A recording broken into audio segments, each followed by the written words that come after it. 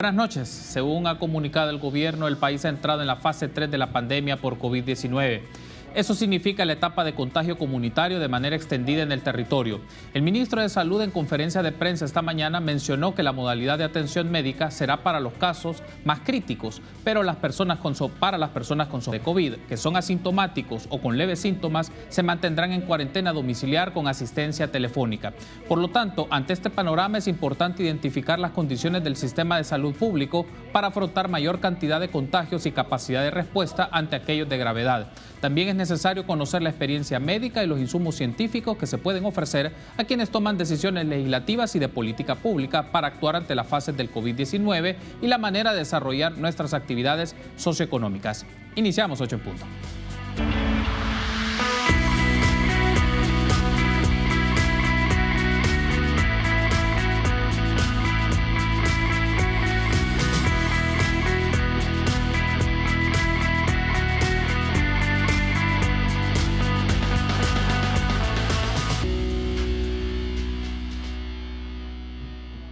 ¿Qué tal? Muy buenas noches. Les saluda Carlos Monterrosa. Qué gusto que nos acompañe en una nueva emisión de 8 en punto. Viernes 29 de mayo vamos a hablar de la gestión de salud pública de la pandemia, la fase 3 de COVID y las condiciones y capacidades que tiene el sistema de salud nacional. Para eso, nuestra nota introductoria.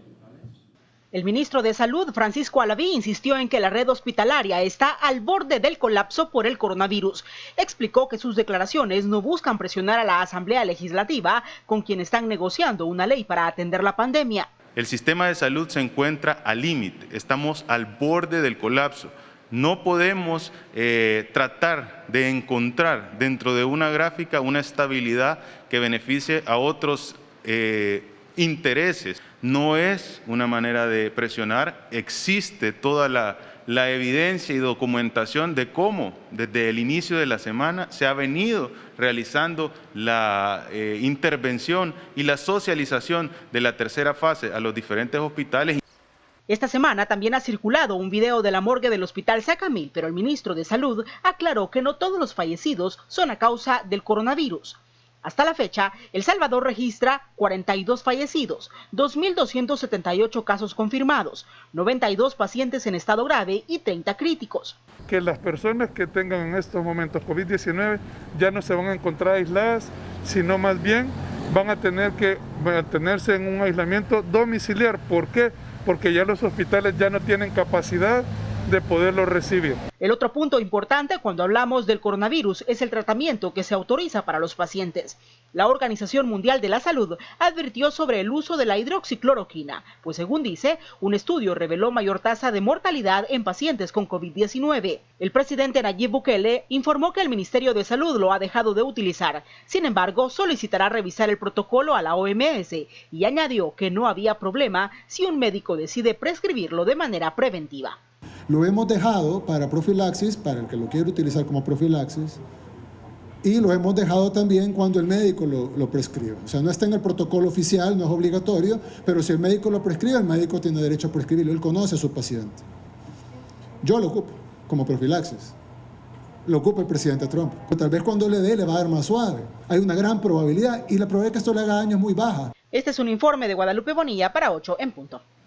Muy bien, agradecemos a Guadalupe Bonilla que nos ofrece el contexto de la plática que vamos a tener en el transcurso de esta hora, y es un gusto para mí recibir en este set al doctor Mario Gamero, presidente de la Asociación de Infectología, que está con nosotros en el set, pero a través del enlace Skype también nos acompaña el doctor Iván Solano, médico infectólogo. Buenas noches, Iván, un gusto saludarlo, gracias por acompañarnos.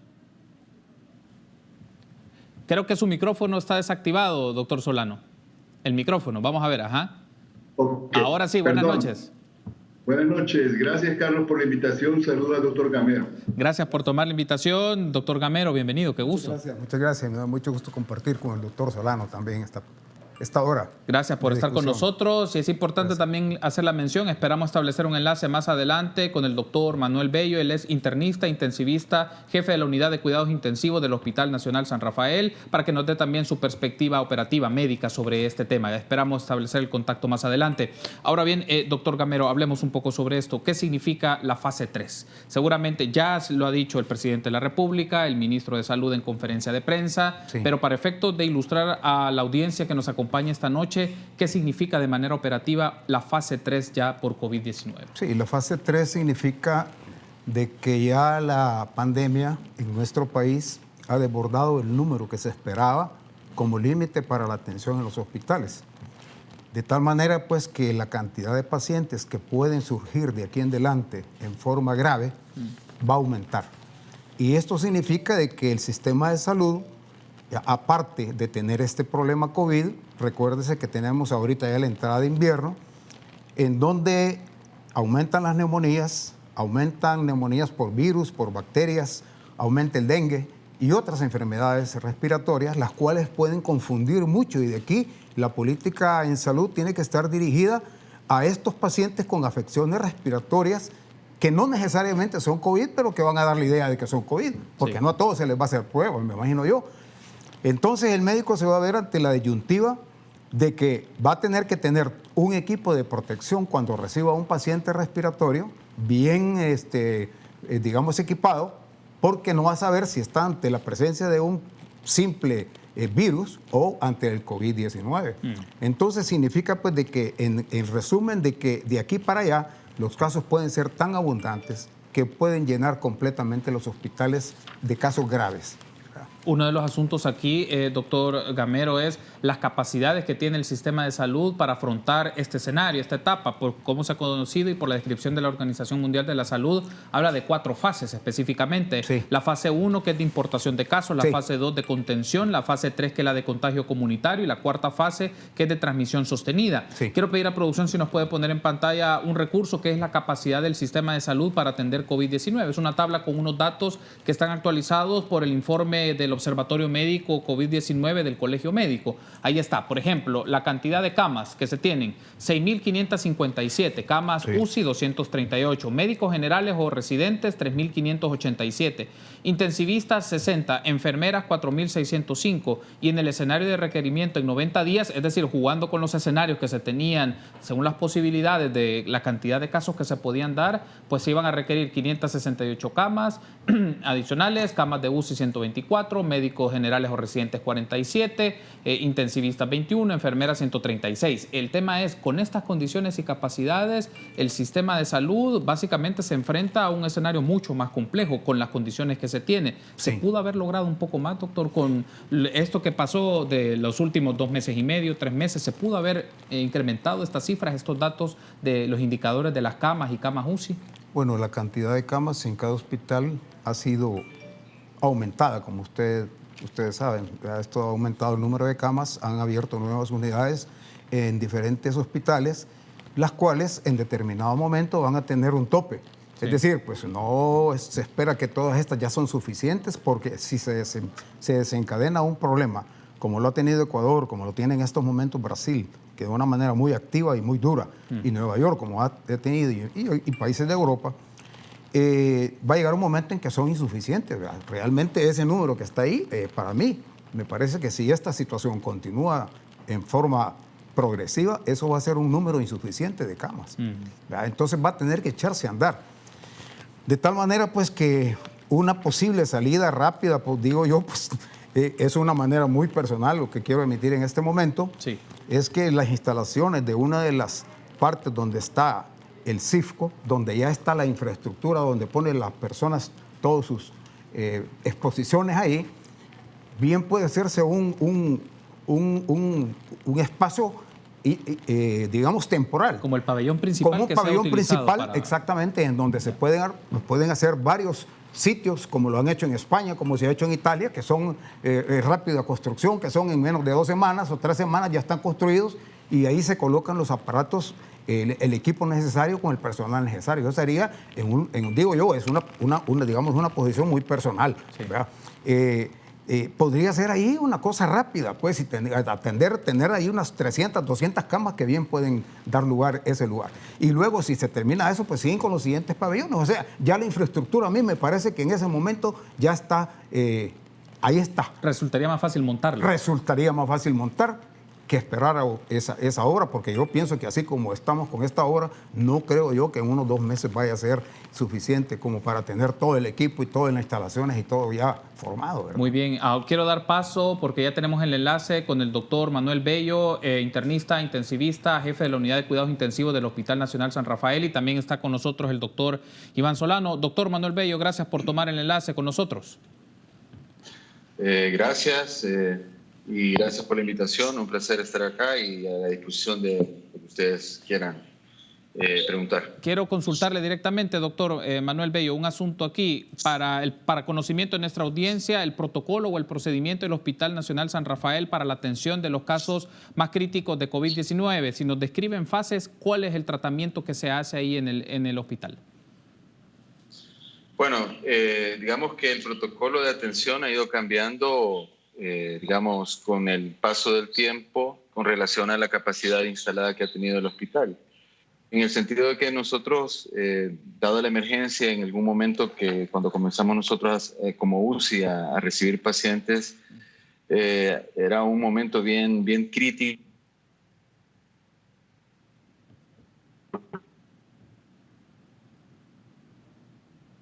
Parece ser que tenemos un problema con la señal del doctor Manuel Bello. Bueno, vamos a retomar, vamos a tratar de restablecer la señal con el doctor Manuel Bello. Voy con el doctor Iván Solano. Ya la restablecimos. Ok, ya me dice producción que se pudo restablecer. Le escuchamos, doctor Manuel Bello. No, lo que pasa es que les decía de que es diferente el contexto cuando nosotros comenzamos a funcionar con respecto al que estamos ahorita. Los protocolos, no solo los protocolos de medicamentos, sino que los de atención han ido cambiando de acuerdo a la demanda. Sí. Cuando iniciamos nosotros como unidad de cuidados intensivos del Hospital San Rafael a recibir pacientes COVID, estamos en un punto crítico donde no se estaban manejando los pacientes en unidades de cuidados intensivos, sino en unidades, digamos, acondicionadas en ese momento para atender a estos pacientes.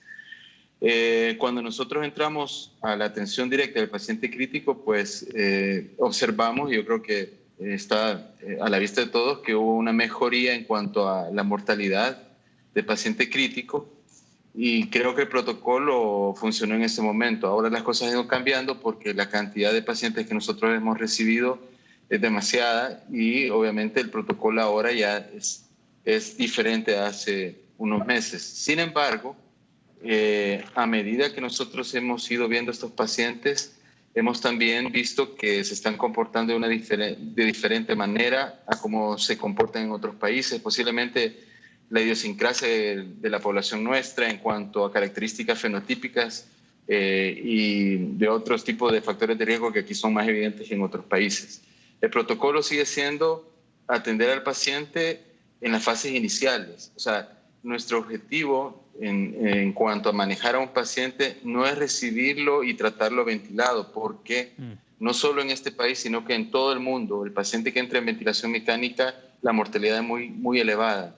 Nuestro objetivo es evitar que este paciente llegue a la ventilación mecánica, y ese es el objetivo primordial de nuestro protocolo. Estamos utilizando medicamentos que se están utilizando a todo nivel en todo el mundo, aunque digamos que la evidencia científica para respaldar todos estos medicamentos no está del todo consolidada. Nosotros vamos adaptándonos a los cambios mundiales. Y eso hasta cierto punto ha resultado en cierto grado, pero esta enfermedad, como todos sabemos, es nueva, y yo creo que nadie en el mundo sabe exactamente el tratamiento que va a ser el definitivo para curar a un paciente con esta enfermedad. Muy bien, tengo que hacer la pausa, pero al regresar me gustaría poner en perspectiva y en discusión, incorporar a la plática al doctor Solano con esta fase. ¿Qué implica? ¿Que el sistema de salud está bajo una situación ya proclive a colapsar?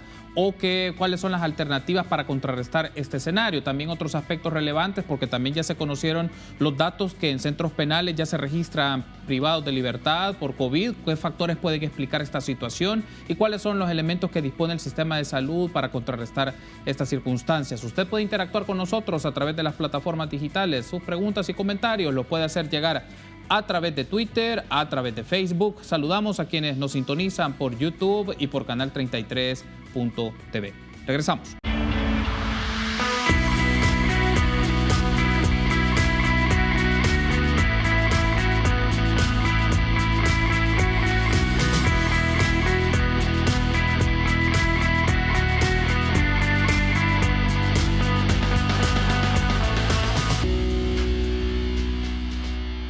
Seguimos platicando esta noche del viernes 29 de mayo en su espacio de entrevista 8 en punto sobre la gestión de salud pública ante la pandemia, la fase 3 de COVID-19, las condiciones y capacidades del sistema de salud nacional. Está conmigo en el set el doctor Mario Gamero, presidente de la Asociación de Infectología, y a través de enlace Skype nos acompaña el doctor Iván Solano, médico infectólogo, y el doctor Manuel Bello, internista intensivista, jefe de la unidad de cuidados intensivos del Hospital Nacional San Rafael. Doctor Iván Solano, quiero pedir a producción si nos puede poner en pantalla una serie de tweets del Ministerio de Salud en función de la conferencia de prensa de esta mañana, en donde ponen pues, los datos o ponen el saldo de la información disponible de los casos de COVID-19. Ya va a aparecer en pantalla. Hasta la fecha se contabilizan 2.278 casos confirmados, 1.647 sospechosos, 1.015 recuperados, 42 fallecidos y más de 84.000 pruebas realizadas.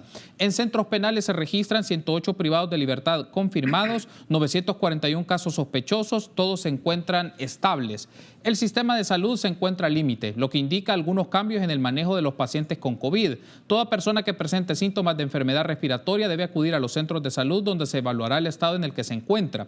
Y luego el SEM se va a reservar para pacientes que se encuentren en estado crítico y que necesiten traslado al hospital. Los pacientes con cuarentena domiciliar tendrán un seguimiento estricto por vía telefónica. Básicamente son los mecanismos que se van a implementar pues, desde este momento ante los nuevos datos y las condiciones de la fase 3 que afronta el país en materia de COVID. Doctor Solano, un aspecto aquí es una pregunta que tal vez muchos se hacen. En el caso de las personas privadas de libertad en los centros penales, 108 privados de libertad confirmados y 945 casos sospechosos. La pregunta es, ¿qué pudo haber ocurrido ahí? Bueno, obviamente en ese caso de los pacientes privados, de las personas privadas de libertad, la puerta de entrada tuvo que haber sido a través de custodios o personas que por su trabajo entran y salen de un centro penal.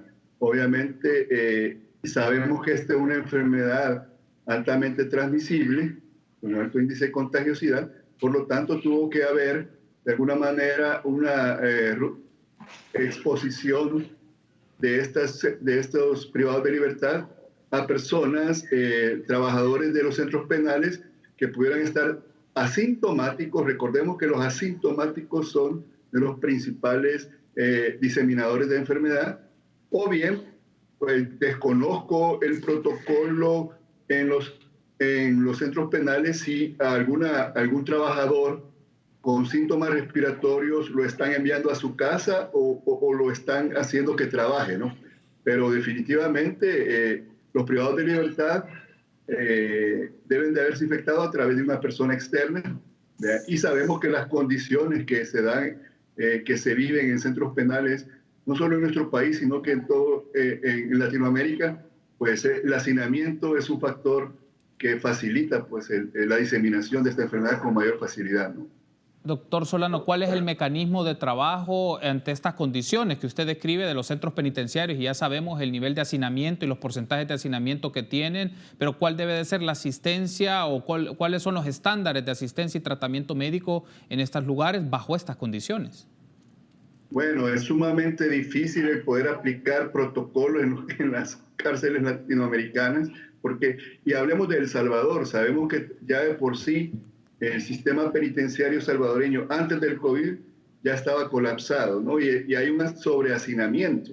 Entonces, obviamente, el tratar de mantener un distanciamiento físico entre las personas lo hace mucho más difícil.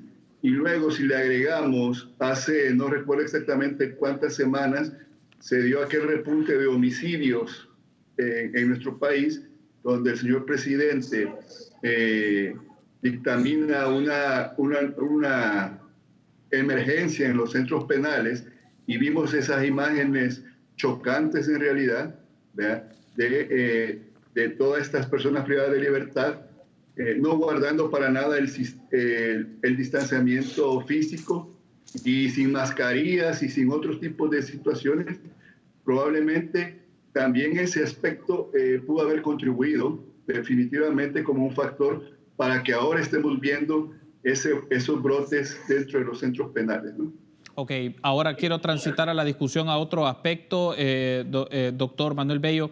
Un asunto aquí es, por ejemplo, ante esta situación y escenario y la descripción que ha hecho el Ministerio de Salud, ¿qué le significa entonces a los hospitales, por ejemplo, en el caso del Hospital Nacional San Rafael, como otros hospitales de las mismas características, afrontar esta fase 3? Es decir, ¿qué le implica a nivel de recursos, qué le implica a nivel de logística, de trabajo, de todo el equipo de salud afrontar esta nueva fase?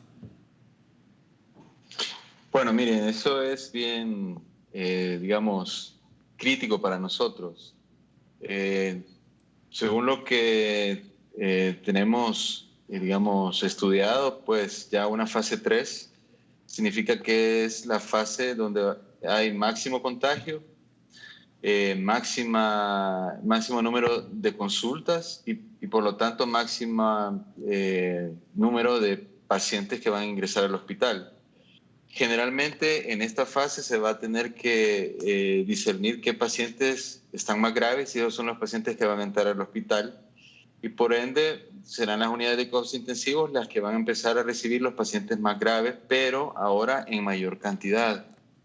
Entonces eso quiere decir que obviamente las unidades de cuidados intensivos que están designadas como unidades COVID no van a tener de suficiente campo de acción para atender a todos los pacientes. O sea, si nos quedamos con el número de camas de UCI que actualmente están disponibles, entre comillas, porque por lo menos ahora atardecimos sin ninguna cama de cuidados intensivos, disponible para pacientes, quiere decir que las nuevas unidades que recién se están abriendo, que ya comenzaron a atender, pero que poco a poco se van a ir llenando, no van a dar abasto. Entonces, desde el punto de vista de cuidados intensivos, es una etapa crítica. Puntualmente hablando, va a ser donde posiblemente tengamos más pacientes ingresados y eso va a significar gastos en recursos no materiales, quizás lo más importante, sino que el recurso humano, porque, no sé de dónde sacaron los datos de 60 intensivistas a nivel nacional, pero por lo menos los datos de la Asociación Salvadoreña de Cuidados Críticos es de no más de 46. Y a esto hay que restar que ahí están contabilizados algunos colegas pediatras, no son todos de adultos, por suerte la población de niños no son los más afectados, pues ese es un punto a favor. Sí, los adultos, y nosotros haciendo un recuento rápido no alcanzamos ni los 40. Si hacemos una relación de un intensivista por 10 camas, si nosotros llegamos a 400 pacientes que necesitan cuidados críticos, no vamos a dar abasto. Aparte de que no todos los intensivistas están en capacidad de atender pacientes porque hay intensivistas que ya están un poco mayor de edad, que son hipertensos, diabéticos, etc. Luego, enfermería. Nosotros no tenemos enfermeras intensivistas al número que necesitamos. O sea, vamos a tener que echar mano de enfermeras que no están capacitadas, por lo menos en el número de años que se necesitan para atender a estos pacientes. O sea, estamos llegando a una etapa crítica donde las unidades de cuidados intensivos se van a tornar en verdaderos campos de batalla y muy probablemente vamos a tener que echar mano de otros especialistas.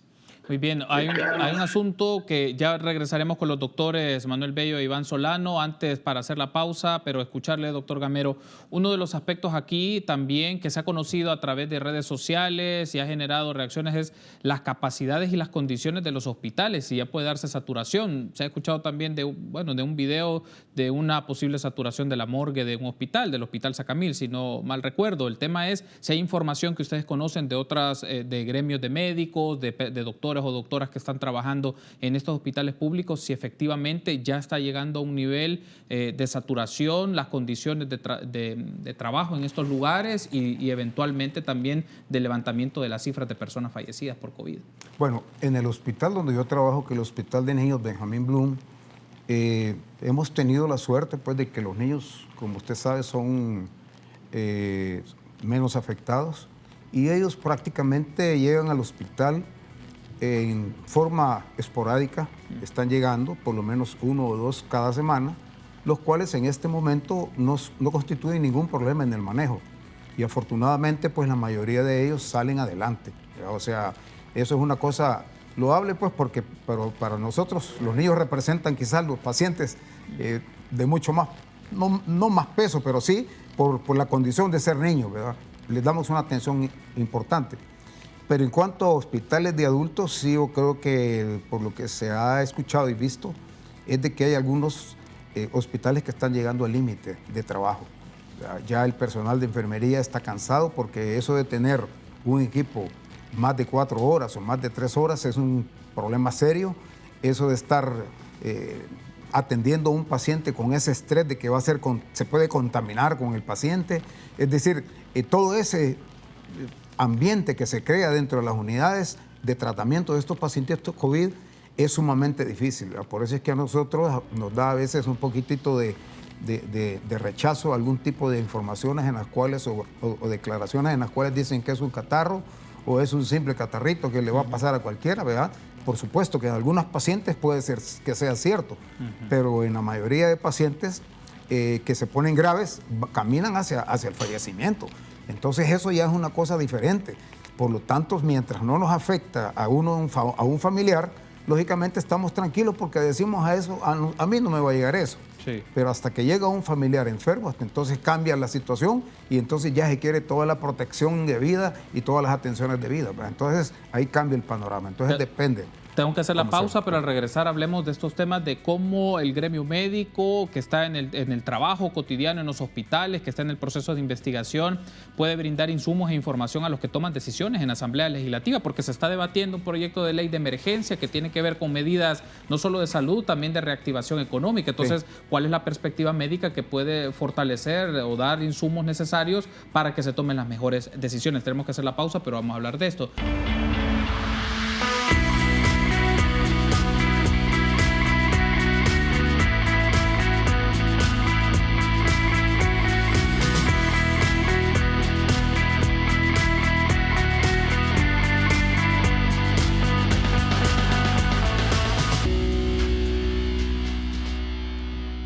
Canal 33 se suma al llamado a la solidaridad y a través de Teleprensa Altruista se visitarán las comunidades más necesitadas para llevar ayuda en medio de esta crisis. Necesitamos de su colaboración con víveres, alimentos no perecederos y artículos de desinfección y limpieza. Visite nuestras redes sociales de Canal 33 para obtener más información y apoyarnos. Estamos ubicados en Pasaje Itzmania, número 262, Colonia Escalón, San Salvador, para que nos pueda hacer llegar sus donativos. Para seguir adelante se necesitan pasos firmes. Somos salvadoreños, una misma familia. Estamos contigo. Gracias por seguir junto a nosotros entonces en su espacio de entrevista 8 en punto. Esta noche del viernes 29 de mayo hablamos de la gestión de salud pública ante la pandemia por COVID-19 y su fase 3. Está conmigo en el set el doctor Mario Gamero, presidente de la Asociación de Infectología, y a través de Skype tenemos 2 enlaces con el doctor Manuel Bello, internista intensivista, jefe de la Unidad de Cuidados Intensivos del Hospital Nacional San Rafael, y el doctor Iván Solano, médico infectólogo. Quiero pedir a producción si nos puede poner en pantalla unos tweets y luego tener la reacción del doctor Manuel Bello y del doctor Iván Solano, unos tweets del presidente de la República sobre el uso de la hidroxicloroquina. Esto fue función, y están ahí como lo pueden ver originalmente escritos en inglés, está la traducción en función de una reacción que hizo el presidente de la República de un tuit de una periodista. Él menciona sobre el caso del uso de la hidroxicloroquina. ¿Funciona? No lo sé, pero nos han aconsejado que lo tomemos, mientras se aconseja al resto del mundo que no lo haga. ¿Por qué? Esa es una pregunta que vale la pena hacer. No es así. Y ahí luego vino una pregunta que le hizo un periodista que le dice, ¿realmente lo estás tomando? ¿Algún dolor en el pecho? El presidente responde y dice, sin efectos secundarios todavía, 5 días y contando. Luego le repregunta el periodista, ¿y qué otros líderes lo están tomando? Como tú dices. Y el presidente de la República reacciona y le responde, varios, diría que casi todo el mundo me lo diría, a todos, no se prescriban medicamentos, consulte a su médico. En función de esta declaración y el tema del uso de la hidroxicloroquina, doctor Manuel Bello, quiero consultarle. En este momento, pues no es parte del protocolo para el uso de este medicamento para las personas que puedan, antes de transitar a la fase más crítica, ¿cuál es el procedimiento que se hace o qué tipo de tratamiento se le da médico para no llegar a la fase más complicada de cuidados intensivos a las personas que tienen COVID-19? Bien, este es un tema que es bien delicado de tocar porque, y no me dejan mentir los colegas del panel, que la medicina basada en evidencia, que es una herramienta que nosotros tomamos en cuenta para tomar decisiones clínicas y terapéuticas, es, como les digo, una herramienta muy importante y que nosotros vamos tomando la mejor evidencia científica para tomar la decisión de usar o no usar un medicamento.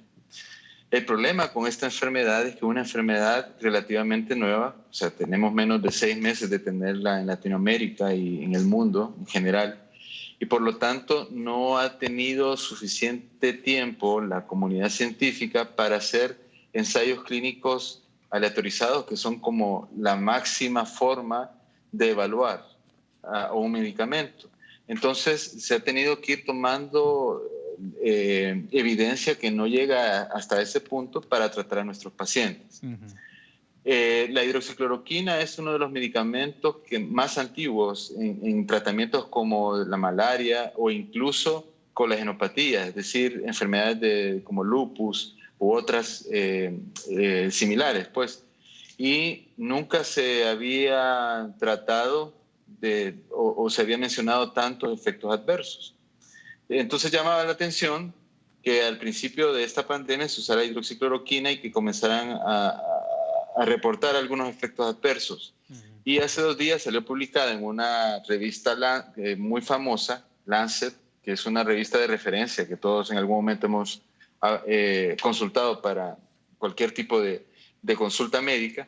Y resulta que en ese estudio decían de que provocaba más mortalidad en los pacientes que se usaban hidroxicloroquina que aquellos que no. Sin embargo, 24 horas después, hubo un grupo de periodistas e incluso de colegas de investigación que cuestionó cómo estaba siendo interpretado este estudio porque había ciertos errores metodológicos e incluso conflictos de interés. Entonces, hasta el momento, pareciera ser que este estudio se le ha quitado la valoración científica que tenía y estamos como antes de este estudio. Es decir, nadie en este momento puede confirmar o negar que la hidroxicloroquina, por ejemplo, en este caso, o la cloroquina, sea demasiado mal para un paciente, pero tampoco puede decir que sea beneficioso. Lo que pasa con la hidroxicloroquina, que in vitro se ha investigado en este tipo de virus y pareciera ser que disminuye la replicación viral porque de alguna forma no permite que el virus entre hacia la célula y que se reproduzca, digámoslo así. Sí. In vitro, que es diferente en vivo, ¿verdad? Pero hay que tener mucho cuidado. Para terminar la participación en este momento, una cosa es la parte de tratamiento, donde está el paciente que ya está bien grave y aquel paciente que inicia con los síntomas. Pareciera ser que la hidroxicloroquina, la ivermectina, el lopinavir, ritonavir, que son otros medicamentos, tienen más resultado al principio de la sintomatología, cuando el virus se está reproduciendo. Ahora, ya en las partes finales de la enfermedad, cuando ya se inflamó el paciente, cuando tiene un montón de mediadores de inflamación, ya el sentido de usar estos medicamentos no es tan importante. Y la otra cosa que hay que tener muy en cuenta es la profilaxis. Ajá. La profilaxis, en este momento, no hay ningún estudio que respalde, pero que tampoco vote el uso de hidroxicloroquina. Es más, hay algunos estudios, pareciera ser, que habría que ver, que respaldan, pero como le digo, esto es bien delicado porque hay que tomarlo con cuidado, ¿verdad? Y hay que ver si en realidad el efecto deleterio que se le ha asumido, que se le ha, atribuido a la hidroxicloroquina es por el medicamento o es por la enfermedad tan avanzada que tiene el paciente. Hay un asunto, reitero, con usted, doctor Manuel Bello, me llama mucho la atención esto por el posicionamiento que ha hecho la Organización Mundial de la Salud. En función de esto, para el uso de la hidroxicloroquina hay un tema. No puede ser visto en este momento como utilizarlo bajo la perspectiva profiláctica, ¿verdad? No es lo más recomendable en este momento, ni para las personas que lo están, puede pasarles por la cabeza utilizarlo. Mire, esto es otra cosa. Una cosa es lo que diga la OMS, y otra cosa es lo que uno tiene que interpretar de algunos mensajes. Lo que ha hecho la OMS es recomendar no usarlo, ¿sí? Pero llama la atención que en países donde tienen muy baja mortalidad, y eso ustedes lo pueden consultar en los medios, incluso en los periódicos. Por ejemplo, Costa Rica. Yo estaba hablando ayer con un colega costarricense intensivista, donde ellos ocupan la hidroxicloroquina en los primeros momentos de la enfermedad. Ese por un lado, y eso fue ayer, el día que se desmintió el artículo de Lancet. Y llama la atención que en Australia se están llevando a cabo 2 estudios, ¿verdad? Uno que se llama Recovery, que tiene más de 90,000 participantes, y que ellos, a pesar de que la OMS ha dado esa recomendación, siguen en curso el estudio. Pareciera ser que hay que tomarlo con cierta precaución. O sea, la OMS ha recomendado, pero no lo ha prohibido, ¿sí? Que son 2 cosas bien diferentes.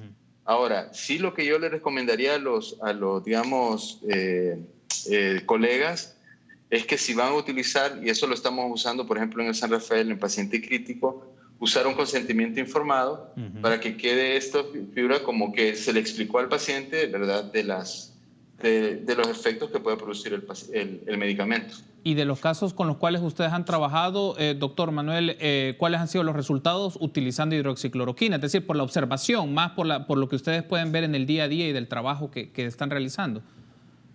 Bueno, yo sé que muchos de los colegas que están viendo esto, cuando escuchen la frase con la que voy a comenzar la intervención, les va a dar alergia. Pero en medicina eso de decir que en mi experiencia, esa es la frase, es así como... no le gusta mucho, pero en la experiencia que nosotros hemos tenido, ya llevamos más de 30 pacientes en cuidados intensivos y solo hemos registrado un evento de arritmia que posiblemente no sea, digamos, relacionado a la hidroxicloroquina, porque ya tenía más de 6 días de estar ingresado en la unidad y la hidroxicloroquina solo la utilizamos por 5 días. Y la hemos ocupado en ciertos pacientes con contacto con sospechoso y no hemos tenido ningún evento de arritmias o de alteraciones cardíacas. Ok, muy bien, gracias doctor por darnos esos elementos y aclararnos estos aspectos. Tenemos que hacer la pausa, pero al regresar seguimos la interacción en el set con el doctor Mario Gamero y con el doctor Iván Solano. Usted puede interactuar con nosotros a través de las plataformas digitales. Preguntas y comentarios los puede hacer llegar a través de Twitter, a través de Facebook. Saludamos a quienes nos acompañan por YouTube y por Canal 33.tv. Regresamos.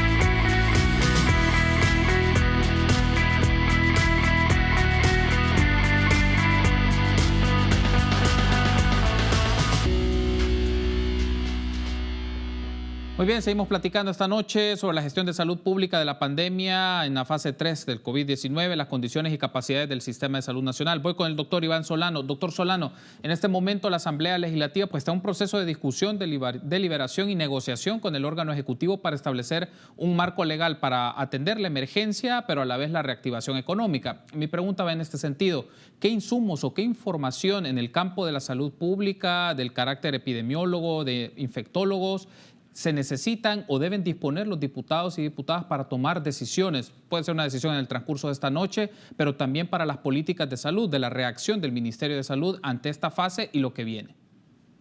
Bueno, antes, Carlos, de contestarle su pregunta, sí quisiera referirme a unas intervenciones del doctor Bello y del doctor Gamero previas. Diga.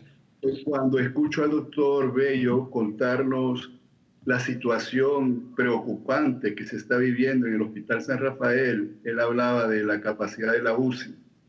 Cuando escuchamos también de otros colegas que hablan que los hospitales que no reciben pacientes, que reciben pacientes pero no de UCI, sino que casos que llegan a pasar consulta, es abundante la cantidad.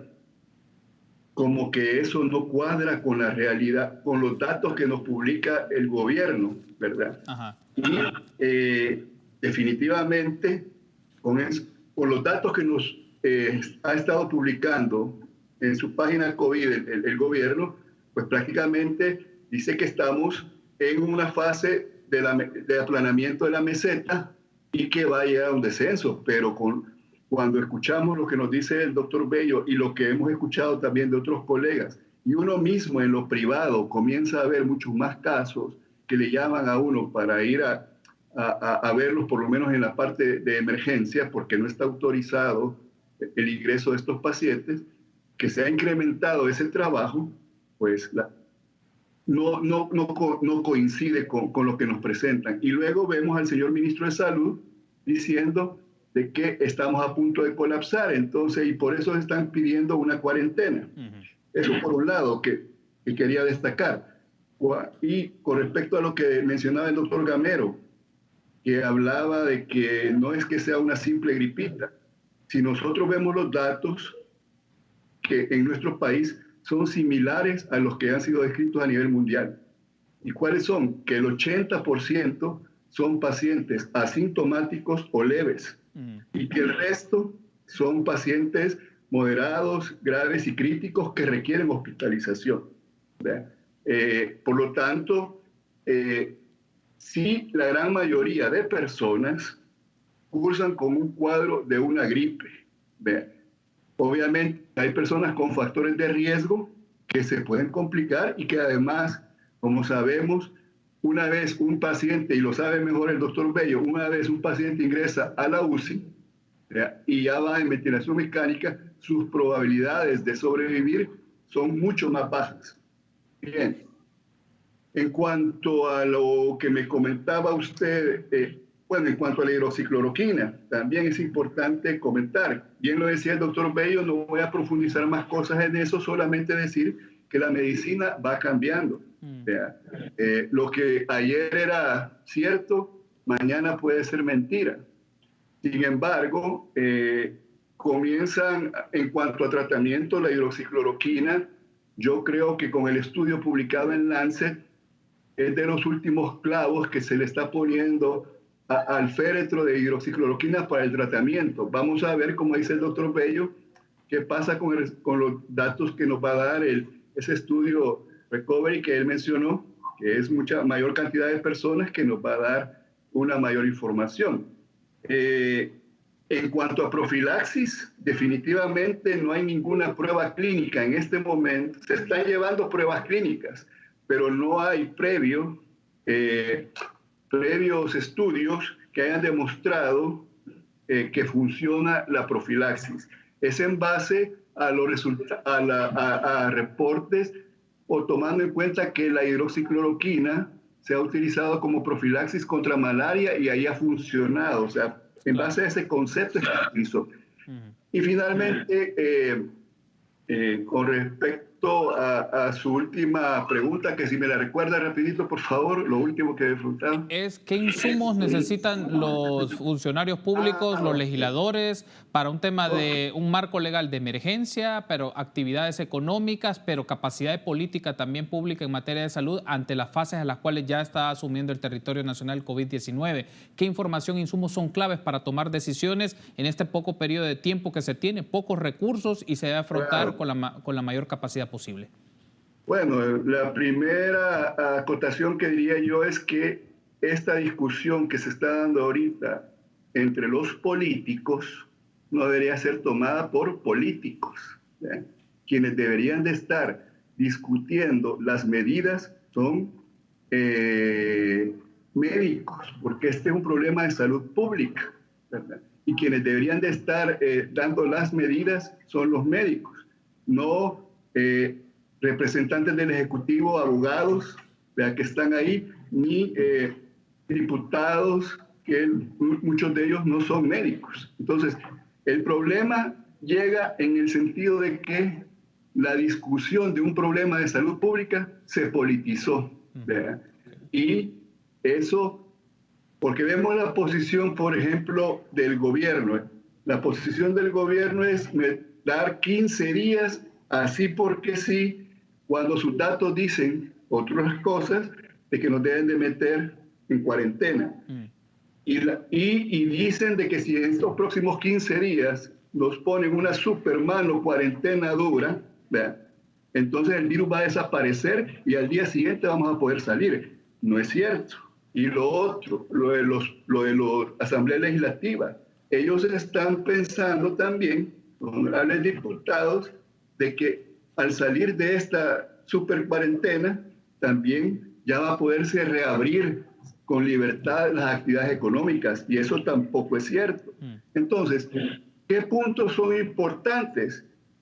saber con datos fidedignos, ¿verdad?, de salud pública, de vigilancia epidemiológica adecuada, que son las herramientas básicas para poder tomar esa decisión si ya estamos disminuyendo la curva, ¿no? En este momento, y así como lo plantea el doctor Bello y lo que nos han dicho los colegas y lo que hemos visto, definitivamente no puede reaperturarse las actividades económicas libremente, sino que, sin embargo, deben de tomarse medidas de parte del Ejecutivo para paliar la crisis económica que está sufriendo la mayoría de salvadoreños en nuestro país. Esa es la posición como colegio médico que yo le puedo mencionar. Muy bien, gracias, doctor Solano. Quiero pedir a producción si nos pone en pantalla un par de preguntas que han llegado a través de las redes sociales y con eso finalizaríamos la intervención del doctor Gamero, que está en el set, y con el doctor Manuel Bello. ¿Cuál ha sido el principal factor de riesgo detectado en la muerte de pacientes COVID que estuvieron en cuidados intensivos? Pregunta Oscar Navarro. Otra de las preguntas que ha llegado, con la respuesta del doctor Bello, es trasladar la responsabilidad al paciente o a la familia y el criterio médico donde queda. ¿Quién tendrá más conocimiento, el médico o el paciente? Esas son las preguntas que han llegado, pero también otras consultas que están aquí a través de Twitter es si se puede utilizar ibuprofeno, por ejemplo, como una manera de profilaxis o para atender las primeras etapas o los primeros síntomas de COVID-19, que es otro de los comentarios que han llegado acá, y tratamientos que otros médicos pues promueven y que mencionan al respecto. Doctor Gamero, le escuchamos y cerraríamos con el doctor Manuel Bello. Muchas gracias. Bueno, yo pienso que como han mencionado los colegas, no hay ningún medicamento en estos momentos definitivo para el tratamiento del COVID, mucho menos profilaxis. En algunas ocasiones he escuchado pues, personas que hablan o médicos que hablan sobre el valor del ibuprofeno, pero la FDA lo que hace es recomendar el ibuprofeno o el acetaminofén para bajar la temperatura del paciente, no para prevenir la enfermedad, no para prevenir complicaciones, sino que es para bajar únicamente la temperatura, y esa es la posición de la FDA. Entonces, es bien difícil porque la gente se aboca a automedicarse y empieza a acabar todos los medicamentos de las farmacias pensando de que lo que se dijo en televisión o lo que salió en los medios o en las redes sociales es cierto. Y entonces comienza a acumular y acumular medicamentos que, como ya se ha visto, pueden ser tóxicos para la persona. De tal manera, pues, que cada quien se intoxica a su manera. Esa es la frase que yo menciono. Si quiere comprar y si quiere tomar cualquier medicamento, que lo tome, pero ese es su riesgo. Pero lo que la ciencia menciona y lo que yo mi punto de vista es técnico, científico, no es de ninguna otra, ni comercial, ni mucho menos.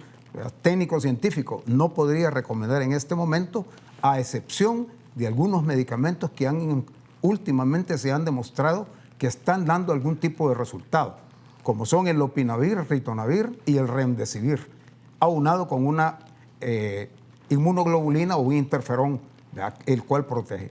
Pero por lo demás, de ahí para allá, parece que todo lo que se había visto anteriormente con la hidroxicloroquina y todos esos productos, que vitamina C, que vitamina D, que vitamina A, etcétera, podrán ser para mejorar un poco la nutrición del paciente, pero no para la inmunidad, porque esta enfermedad es de base problema inmunitario, y a la vez del problema inmunitario es tan severo que en las autopsias hechas en Italia se encuentran trombos dentro de los pulmones, o sea que es más complejo de lo que se cree. Por lo tanto, los italianos, a partir de unas autopsias que hicieron, prefirieron empezar a evitar intubar a los pacientes y meterlos a un ventilador, precisamente por eso, porque trataron la coagulación de los pacientes, trataron las neumonías en las fases iniciales y las sobreagregados, las bacterias sobreagregadas a la enfermedad. Eso es lo que se está haciendo en este momento y eso es lo que está dando resultados y eso es lo que ha hecho los buenos éxitos en Italia y en otros países. Muy bien, cerraría con eso, solo me queda un minuto, pero tener su comentario final, doctor Manuel Bello, también por las preguntas que se hicieron a través de redes sociales. Bueno, gracias. Ya lo mencionó el doctor Gamero en cuanto al ibuprofeno, quizás no voy a ahondar más. En realidad el ibuprofeno no está recomendado como cura, eso es bien importante. Una cosa es curar y otra cosa es tratar. Aparte que el ibuprofeno produce un aumento de los receptores ECA a nivel de los neumocitos y esto puede provocar más entrada de virus al pulmón. En cuanto al principal factor de riesgo, es muy temprano como para decirle cuál va a ser el factor de riesgo más relacionado con esta enfermedad en nuestro país, pero hemos estado notando que la obesidad es un factor de riesgo para mortalidad y los pacientes que ya tienen hipertensión arterial y diabetes también como que tienen una predisposición a mortalidad. Hay que analizar bien los datos antes de dar una conclusión como esta.